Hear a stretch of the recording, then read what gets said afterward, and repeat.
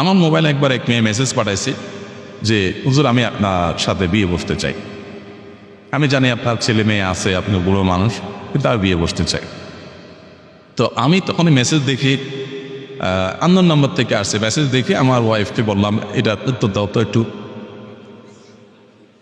তো বেচারি মোবাইলটা নিয়ে প্রথমে চ্যাটিং করলেন, তোমার বয়স কত, কি।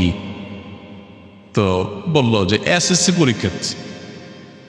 এসএসসি পরীক্ষার্থী বলে এসএসসি পরীক্ষার্থী, তোমার বয়স তো অনেক কম, আর এই বেটা তো বুড়া, সে এখন নানা হচ্ছে, তুমি তার সাথে বিয়ে করবা, পাগল হয়েছে তুমি। তখন ও বুঝে ফেলছে যে এদিক থেকে অন্য কেউ। তো আমার ওয়াইফ একদিন ফোন দিছে, ডাইরেক্ট কল দিলে সে ধরছে। ধরার পরে সে তো ভয় ধরছে যে বোকা দিবে। আমার ওয়াইফ বলে যে দেখো, তোমার একটা সুন্দর ভবিষ্যৎ আছে, এই ভাইরাল হুজুর দেখেই তোমার বিয়ে বসতে হবে, এটা শয়তান তোমার মাথা ডুবেছে।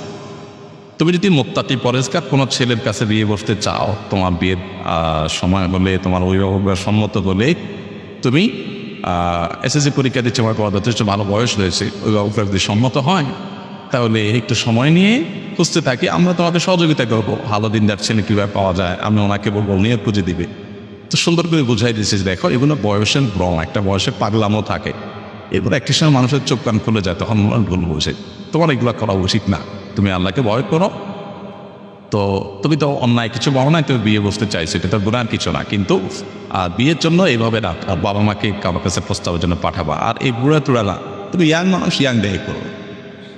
তাকে সুন্দর করে বুঝাই দিছে। পরে মোবাইল রাখার পরে আমার ওয়াইফ আমাকে বলতেছে যে ও বেচারি আমার এই কথাগুলো শোনার পরে সে বলতেছে যে আপা আপনি এরকম করে আমার বোঝাবে, আমি তো আশা করি, আমি তো মরছি আমার গালিগালাজ করি, আমি তো মরছি আমার গোষ্ঠী উদ্ধার করবেন, কিন্তু আপনি যে এত সুন্দর করে বোঝাবেন এটা আমি চিন্তাই করি নাই। সে অনেক খুশি হয়েছে যে ঠিক আছে আপনি আমার বুঝাই দিচ্ছেন, আমি বুঝছি।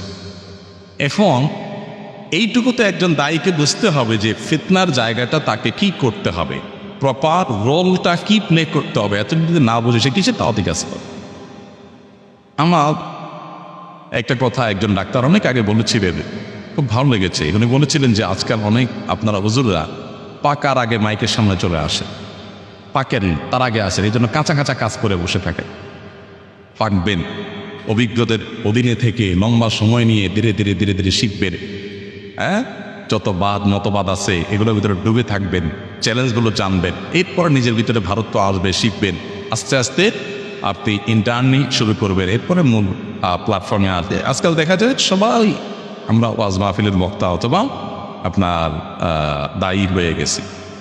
যাই হোক, আমরা কেউই পরিপূর্ণ না, কিন্তু শিখতে হবে এবং শেখার মানসিকতা থাকতে হবে। আল্লাহ আমাদেরকে তৌফিক দান করুন।